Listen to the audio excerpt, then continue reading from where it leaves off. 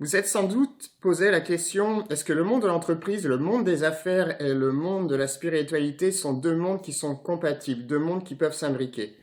Alors c'est une question que je me suis moi-même posée lorsque je suis allé à la rencontre de la fameuse question «Qui suis-je?».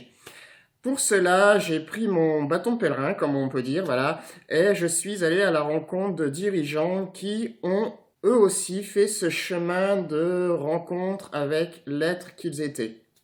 Des dirigeants qui ont accepté de m'accorder une interview que vous pourrez retrouver sur mon site internet synfio.com.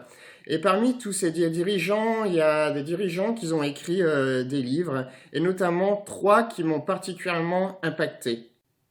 Alors tout d'abord, le premier livre que je vous conseille, c'est le livre Tomber plus haut de Guibert Delmarmol. Guibert Delmarmol a été le premier dirigeant, le premier auteur en fait qui m'a accueilli dans ses locaux à Bruxelles, et pour moi c'était une expérience totalement magique. Donc dans son livre, Guibert raconte son expérience, sa maladie, et qu'est-ce que sa maladie lui a appris, et notamment à découvrir un autre monde, un monde beaucoup plus de sens, plus dans le cœur. C'est un livre qui est totalement accessible, qui se lit très facilement, et en quelques heures et vous rentrez dans une totale, totale magie. Voilà, pour moi c'est un livre que je vous conseille totalement. Le second livre de Rémi Tremblay avec la chaise rouge devant le fleuve. Rémi Tremblay, c'était une source d'inspiration dans ma vie au quotidien.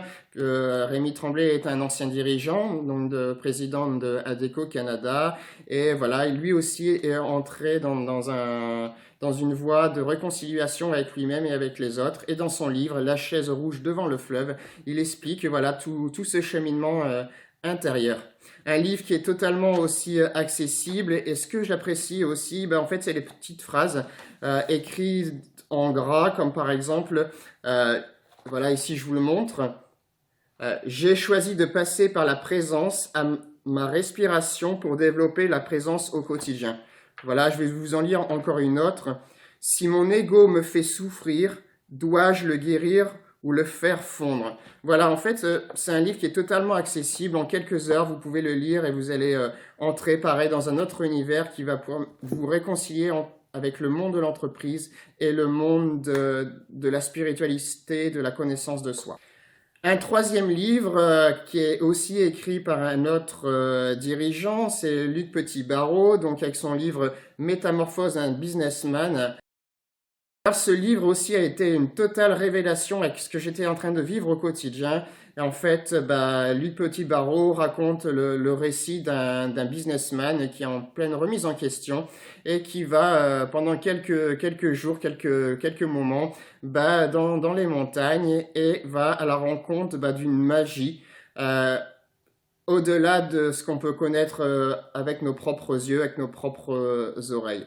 C'est aussi un livre totalement accessible, et pour moi, en fait, à chaque fois que je vais me balader en forêt, je pense à ce livre qui est une totale reconnexion avec soi-même et avec le monde de la nature. Voilà, trois livres, trois auteurs que je vous conseille. Donc, Guibert Delmarmol avec son livre Tomber plus haut, Rémi Tremblay et Diane Bérard, La chaise rouge devant le fleuve, et Luc Petit-Barrault, Métamorphose d'un businessman.